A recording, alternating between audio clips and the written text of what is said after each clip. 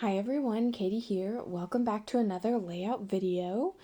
Today I have a few more pictures from our trip to Peru, and these are a couple from Machu Picchu. And on our itinerary, this day was called Machu Picchu is the Glory.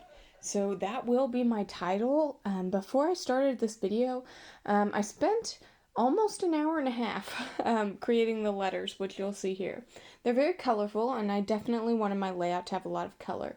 So I get out all of my Heidi Swap color shines, which include sweet mint, ocean mustard, pink. It's just called pink, and amethyst. And I am spraying them all over to create a very colorful and shiny background for my page. Now I am using some basil white cardstock. I believe it's called double thick white. And it is a nice thick piece of paper, and it takes this ink really well, and even once it dries, it really looks quite good, I think.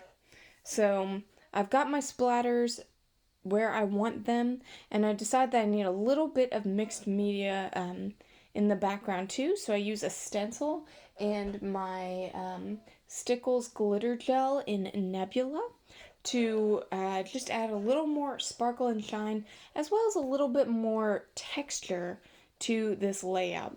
And I love this glitter gel. It does get like a little bit clumpy. That may be because I've had it like over a year, but it's still very easy to spread, and I think it looks really nice. And while it's hard to see because it's kind of like a clear glitter right now, it really does add a nice texture, and of course, in my opinion, a nice sparkle, because all layouts could use a little sparkle.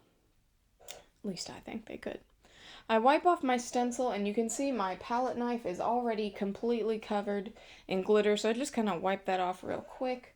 I don't worry too much about that because I use that for all my glitter. And it works out well, even though it stays kind of glittery. That's okay.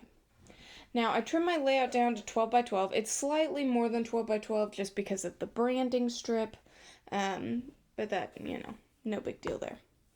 I am trimming my photos just slightly because I want them to fit nicely on the page.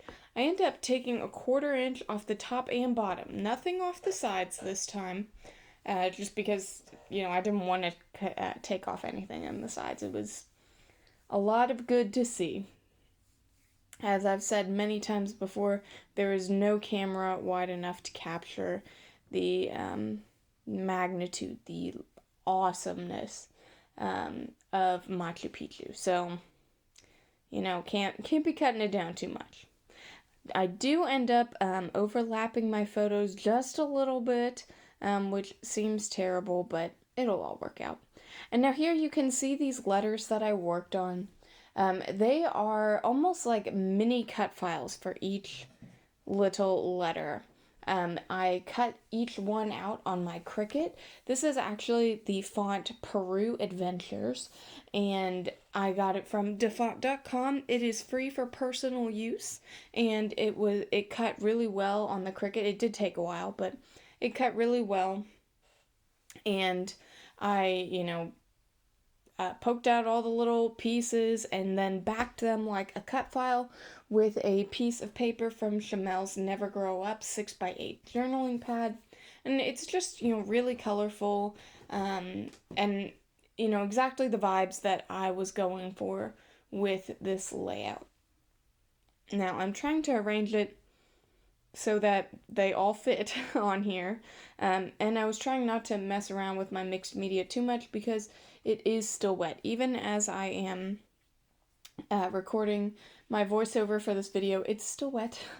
I am a little too impatient when it comes to my mixed media, but you know what? I think it still turns out pretty nice, so I like it. Now, to stick down my letters, I am going to use 2 different types of adhesive. One is my Tombow tape runner, which I love. I have recently tried the dot adhesive rather than the, full line of adhesive, and I'm honestly not super sure how I feel about the dots over, the solid. I guess if you have an opinion, if you're a Tombow tape runner user, let me know what you think, because I'm still, the jury's still out on whether I like this or the, completely solid adhesive better. But either way, it works pretty well to stick down my cardstock, on other cardstock with the, dry ink. Now, what I do need to use for the ones that go over mixed media is I get out my double-sided tape. And I use that anytime I'm going over top of mixed media just because it sticks a lot better. Now, because my mixed media is still wet, it will help to act as a little bit of an adhesive, but certainly not enough, for forever, basically. Now, I did pop my photo up on foam just to kind of differentiate it from the other photo and from my mixed media, and I think that works out pretty well. And I had to get my new double-sided tape. This double-sided tape is my favorite, Dollar Tree archival quality roll. It's very cost-effective, and it holds pretty well. I've been happy with it. I've been using it about a year now, and I have not had any problems with it. My projects that that are a year old still hold up well, and I would definitely recommend it to anyone. Now, I am putting all of this down over top the wet mixed media. Don't really recommend that. I can see now my layout. It's kind of like popping up a little bit where I put the letters over the wet glitter gel. It will be okay. I'll put it in a page protector and it'll be fine. But if you have the patience to wait, I would definitely recommend you wait till your mixed media is dry. Now, I've got my title on here, and I want a small journaling box. I have quite a few photos of Machu Picchu, and I have quite a bit to say about it, but for these, it's the photos. Like, it is what it is. This place is amazing, and I want to look at the photos and remember my time there. So I make just a very small journaling box and write about, this was amazing. We were so lucky to be able to be there. And that's about it. So pretty short for me. And I also put the date, which I don't do on all my layouts, so I like that I added that touch there. I do pop up my journaling box just on a little bit of foam here. I do that just so it doesn't get lost. It's not matted or anything, which, maybe I would do if I were to do it again, but, I just wanted it to be a little different from the rest of the background. Now, I'm trying to decide what else I want to do. Do I want to use some stickers or other embellishments?